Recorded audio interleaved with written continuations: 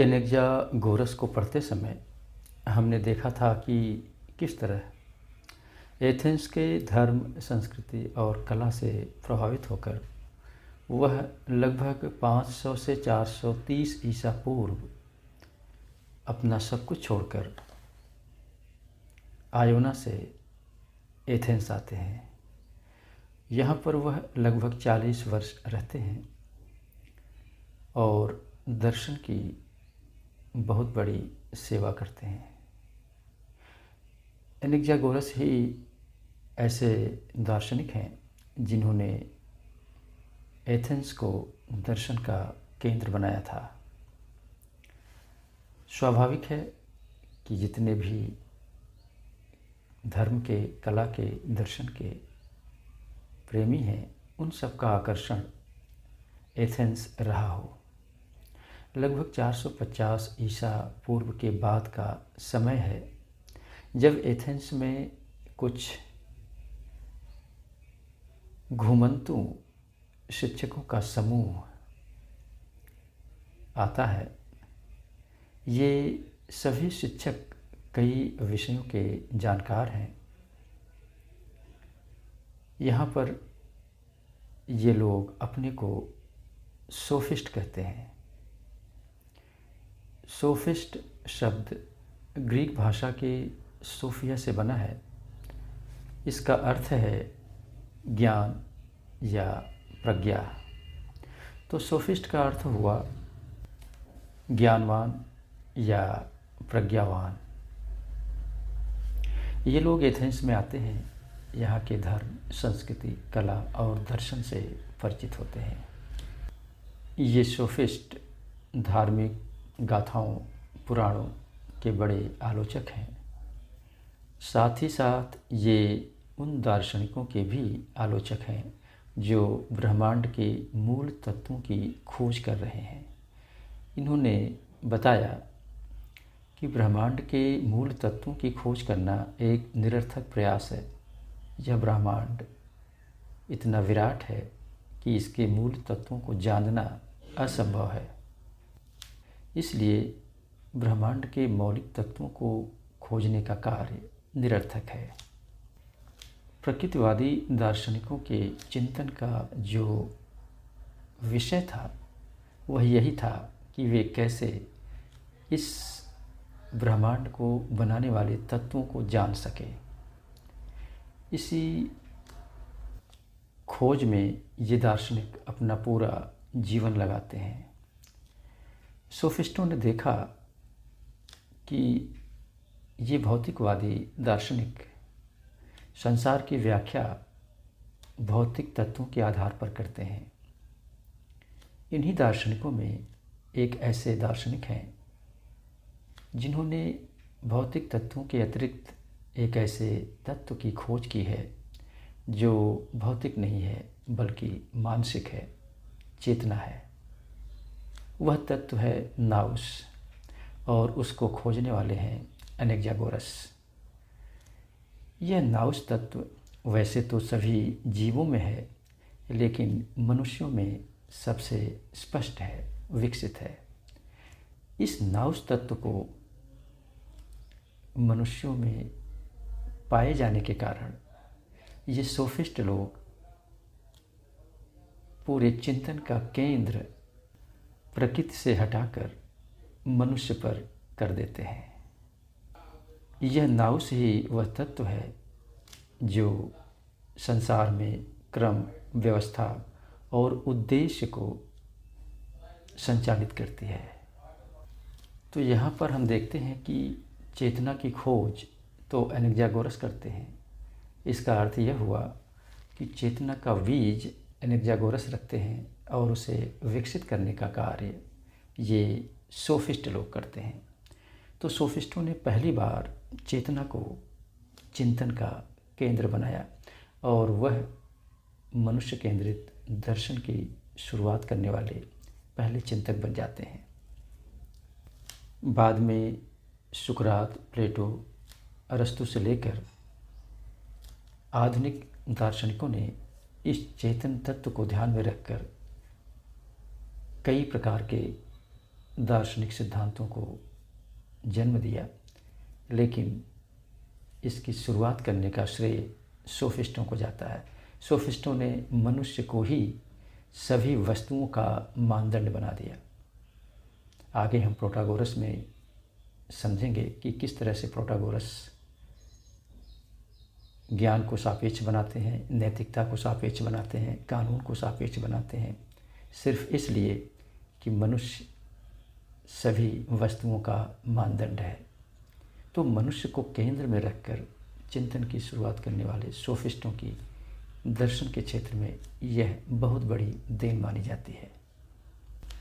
Sophist चिंतन को समझने के लिए हम इसे 3 भागों में बांटेंगे, जिसमें पहला भाग होगा कि ये एथेंस क्यों आते हैं, दूसरा भाग होगा कि ये एथेंस में क्या करते हैं, जबकि तीसरा भाग होगा ये एथेंस में इतने प्रभावी कैसे हो जाते हैं, इनकी डिमांड क्यों बढ़ जाती है। तो हम अब पहले प्रश्न पर आते हैं। एथेंस में इनके आने के कारण को खोजते हैं। एथेंस एक प्रकार से यूनान का सर्वाधिक विकसित स्थान है, जहाँ अनेक विद्वानों ने धर्म, कला, संस्कृति और दर्शन से यहाँ के चिंतन को विकसित किया। यूरोपीय सभ्यता और संस्कृति के इस महान स्थान से विद्वानों का आकर्षण बहुत पहले से रहा है। यूनान के अन्य सभी उपनिवेशों से विद्वान जो कई विषयों का गहन ज्ञान रखते हैं, भ्रमण करते हुए एथेंस आते हैं, और क्योंकि ये कई विषयों के जानकार हैं, तो इससे पता चलता है कि शिक्षा के प्रति, ज्ञान के प्रति इनका कितना लगाव हो सकता है। ये धर्म, संस्कृति, दर्शन, इतिहास, भूगोल, गणित, विज्ञान सभी विषयों में गहन रुचि रखते हैं, और इसी रुचि के कारण ये उस समय के सबसे प्रसिद्ध स्थान एथेंस में आते हैं और एथेंस की संस्कृति, कला, धर्म और दर्शन को समझते हैं। तो हम यही देख रहे हैं कि एथेंस आने का इनका कारण शिक्षा के प्रति, धर्म के प्रति, दर्शन के प्रति, कला और संस्कृति के प्रति इनका अत्यधिक प्रेम है। ये यूनान के लगभग सभी नगर राज्यों में भ्रमण कर वहाँ की संस्कृति को जाना, धर्म को जाना, दर्शन को जाना, परंपराओं को जाना, कानून को जाना। इनका अध्ययन क्षेत्र इतना व्यापक है कि ये अपने आप को सभी विषयों का ज्ञाता कहते हैं। यहाँ तक कि ये भाषा और तर्कशास्त्र के नियमों की भी जानकारी रखते हैं। एथेंस में आने के पीछे जो मुख्य कारण है वह यही है कि एथेंस उस समय ज्ञान, विज्ञान और दर्शन का सबसे बड़ा केंद्र माना जाता था। दूसरा प्रश्न यह है कि ये एथेंस में क्या करते हैं। तो इसके लिए हम देखते हैं कि ये एथेंस में जगह जगह अपनी संस्थाओं को बनाते हैं, साथ ही साथ उसमें शिक्षण का कार्य शुरू करते हैं। पहली बार यूनान में इन लोगों ने अपनी संस्थाओं में फीस लेकर शिक्षण कार्य शुरू किया। इसके पहले यूनान में जो एकेडमीज होती थी उनमें फ़ीस लेकर शिक्षण कार्य नहीं होता था। ज्ञान सभी के लिए उपलब्ध था। जो भी व्यक्ति ज्ञान पिपासु हो वह एकेडमीज में जाकर शिक्षा प्राप्त कर सकता था। हालांकि उनमें किसी प्रकार के भौतिक उपलब्धि के लिए शिक्षा नहीं दी जाती थी। उनका कार्य था जगत के मौलिक तत्वों की खोज करना या सत्य की खोज करना। तो ऐसे लोग जो एकेडमीज में हुआ करते थे वे दार्शनिक और वैज्ञानिक थे। इनका कार्य सत्य की खोज करना था, चाहे वह भौतिक जगत के विषय में खोजना हो या दार्शनिक प्रश्नों का समाधान करना हो। तो ये लोग त्यागमय जीवन जीते थे और अपना सारा जीवन ज्ञान के लिए समर्पित करते थे। इसके विपरीत ये जो सोफिस्ट लोग हैं, इन लोगों ने सत्य की खोज की बात नहीं की, न ही इन लोगों ने दार्शनिक प्रश्नों के समाधान करने की बात की। इनका जो शिक्षण कार्य है वो आजीविका से जुड़ा हुआ है। कैसे कोई व्यक्ति शिक्षित होकर अपने को इस योग्य बना ले कि वह अपनी आजीविका का बेहतर प्रबंध कर सके और समाज में सुखपूर्वक जी सके। तो ये लोग एक प्रकार से एकेडमी की शिक्षण पद्धति से अलग अपनी शिक्षण पद्धति शुरू करते हैं, जो कि यूनानी परंपरा से अलग है।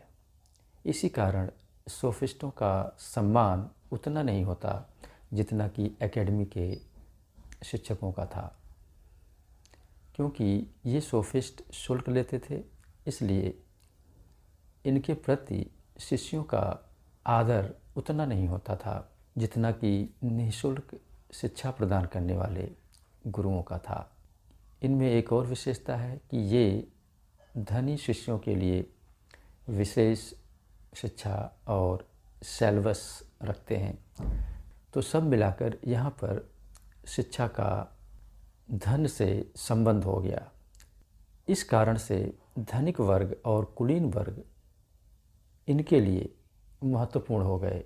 जब एक वर्ग इनके लिए महत्वपूर्ण हो जाता है तो अन्य सभी वर्गों के लिए ये सम्मान से गिर जाते हैं।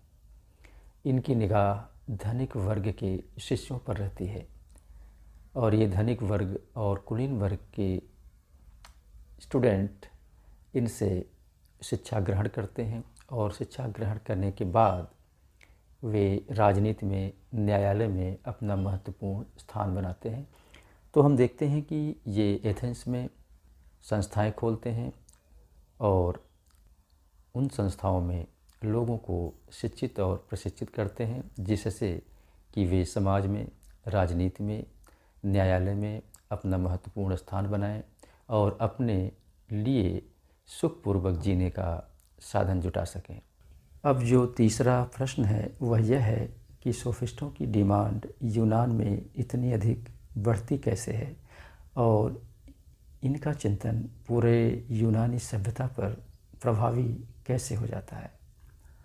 तो इसके लिए दो कारण महत्वपूर्ण माने जाते हैं, जिनमें पहला कारण तो यही है कि यूनान उस समय प्रजातंत्र के शुरुआती दौर में है और जब भी प्रजातंत्र की शुरुआत होती है तो लोगों को अपने विचारों को व्यक्त करने की आज़ादी मिलती है और कोई व्यक्ति तभी अपने विचारों को व्यक्त कर सकता है जब उसमें नॉलेज हो, कई विषयों का ज्ञान हो, साथ ही साथ विचारों को व्यक्त करने की कला भी हो। तो ये सोफिस्ट लोग लोगों को कई विषयों का ज्ञान देते हैं, साथ ही साथ भाषा, शब्द और तर्क के नियम का भी ज्ञान देते हैं, जिससे वे प्रभावशाली ढंग से अपनी बातों को कह सकें और लोगों पर अपना प्रभाव छोड़ सकें। यूनान में उस समय धनिक वर्ग और कुलीन वर्ग सत्ता में है। इन लोगों ने इन सोफिस्टों को अधिक फीस देकर ज्ञान प्राप्त करना शुरू किया, क्योंकि वे नहीं चाहते कि वे सत्ता से अलग हों और सत्ता में वही रह सकता है जो ज्ञानी हो और अपनी बातों को इस तरह से रखे अन्य व्यक्तियों से वह प्रभावशाली सिद्ध हो सके। तो सोफिस्टों ने विषयों का ज्ञान तो दिया ही, साथ ही साथ भाषा और तर्क के नियमों का भी ज्ञान दिया, जिससे वे अन्य लोगों के ऊपर अपना प्रभाव छोड़ सकें और शासक वर्ग में बने रहें। इनके अलावा वे लोग भी जो न्यायपालिका में जज बनना चाहते हैं, उन्होंने भी अध्ययन करना शुरू किया और तर्क के नियमों को जाना, जिससे कि वे न्याय करने की कुशलता प्राप्त कर सकें और वहाँ पर अपना महत्वपूर्ण स्थान बनाकर समाज में सुख सुविधा को प्राप्त कर सकें। एक और भी महत्वपूर्ण बात यहाँ पर आती है कि यूनान में उस समय जब किसी को अपराधी ठहराया जाता था तो सरकार की तरफ से विधिवेत्ता या कानून विशेषज्ञ नहीं दिए जाते थे। लोगों को अपना पक्ष खुद ही रखना पड़ता था, या तो वे खुद अपना पक्ष लिख कर ले आएँ और वहाँ पर लोगों के सामने प्रस्तुत करें, या फिर किसी से लिखवा कर ले आएँ और वहाँ पर प्रस्तुत करें। ऐसी दशा में सामान्य व्यक्ति भी शिक्षित होना चाहता है जिससे कि वह अपना पक्ष रखने में सक्षम हो। तो इन सब कारणों से यूनान में सोफिस्टों की आवश्यकता बढ़ जाती है। जगह जगह सोफिस्टों ने अपना संस्थान खोल रखा है। अब इनका जो यूनानी संस्कृति पर प्रभाव है उसके विषय में हम थोड़ा समझते हैं। इन्होंने पहली बार पूरे चिंतन को मनुष्य केंद्रित कर दिया। इनके पहले चाहे वे धार्मिक मान्यताएं हों, चाहे प्रकृतिवादी दार्शनिकों के दार्शनिक सिद्धांत हों, कहीं भी मनुष्य चिंतन के केंद्र में नहीं है। मनुष्य कहीं भी विशेष नहीं है कि मनुष्य का अध्ययन किया जाए। ये सोफिस्ट पहली बार मनुष्य को ही सभी ज्ञान का और सभी नैतिक मूल्यों का केंद्र बना देते हैं। इसका अर्थ यह हुआ कि ज्ञान वही है जो किसी को अनुभव में आता है। जो हमारे अनुभव में नहीं है वह हमारे लिए ज्ञान नहीं है। इससे यह भी निष्कर्ष निकलता है कि एक एक मनुष्य महत्वपूर्ण हो जाता है। कोई भी व्यक्ति जो अनुभव करता है वही ज्ञान है। वह किसी दूसरे के ज्ञान को अपना ज्ञान नहीं बना सकता है। सोफिस्ट यह भी कहते हैं कि ज्ञान सार्वभौम नहीं होता है। ऐसा कोई ज्ञान नहीं है जो सबके लिए एक समान हो। सारा ज्ञान रिलेटिव होता है, और जो ज्ञान हमें अनुभव में आ रहा है वह हमारे लिए सच है, और जो किसी अन्य के अनुभव में है वह उसके लिए सच है। यदि किसी व्यक्ति को सफ़ेद फूल पीला दिखाई दे तो इसका अर्थ यह हुआ कि उसके लिए पीला फूल ही ज्ञान है। जबकि हम जानते हैं कि पीलिया के रोगी को सफ़ेद चीज़ें भी पीली दिखाई पड़ती हैं। ऐसी दशा में हम सामान्य लोग यही जानते हैं कि उसका ज्ञान सही नहीं है, क्योंकि फूल तो सफ़ेद है और पीलिया के कारण उसे यह फूल पीला दिखाई दे रहा है।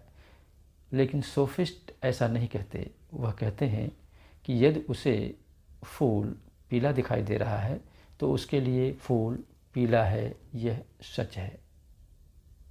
हमारी इंद्रियां जो हमें दिखाती हैं वही हमारे लिए सच है। किसी दूसरे की इंद्रिय यदि कुछ और दिखा रही हैं तो उसके लिए वह सच है। तो यहाँ पर किसी भी कीमत पर ये सोफिस्ट लोग सार्वभौम ज्ञान को स्वीकार नहीं करते हैं। ऐसे किसी ज्ञान को नहीं स्वीकार करते जो सभी व्यक्तियों में कॉमन हो।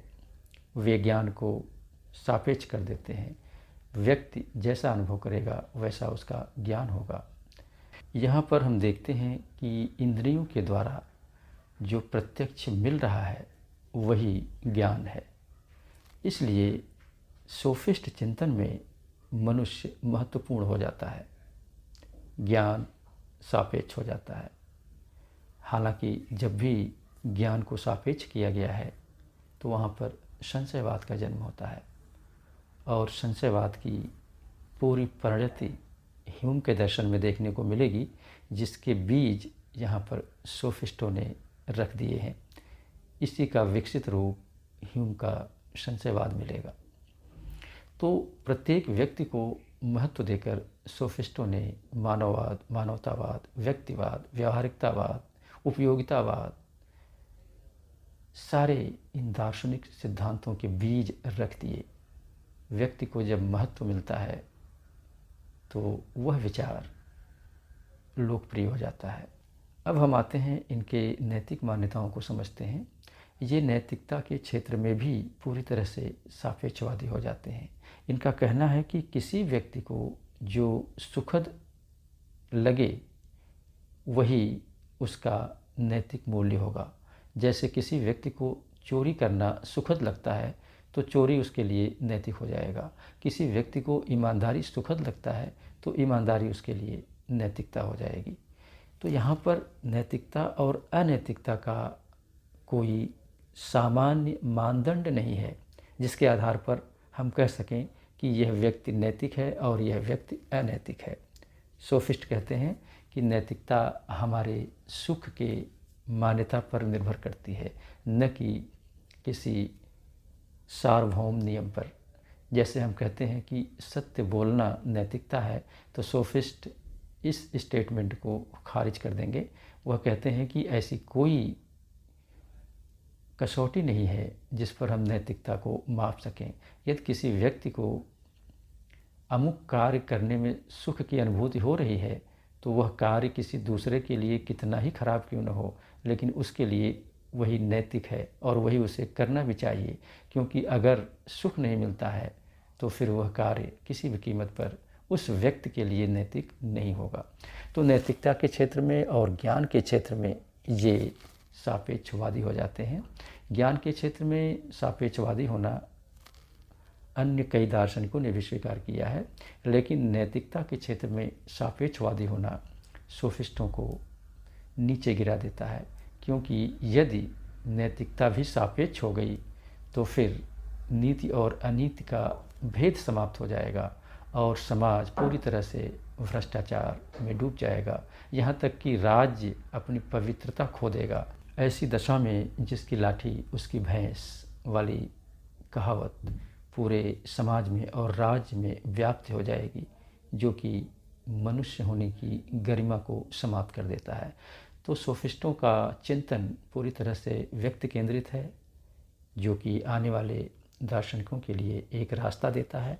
साथ ही साथ आधुनिक समय में मानवतावाद, मानववाद, उपयोगितावाद, सुखवाद, व्यक्तिवाद जैसे दार्शनिक सिद्धांतों को जन्म देने में सुविधा देता है।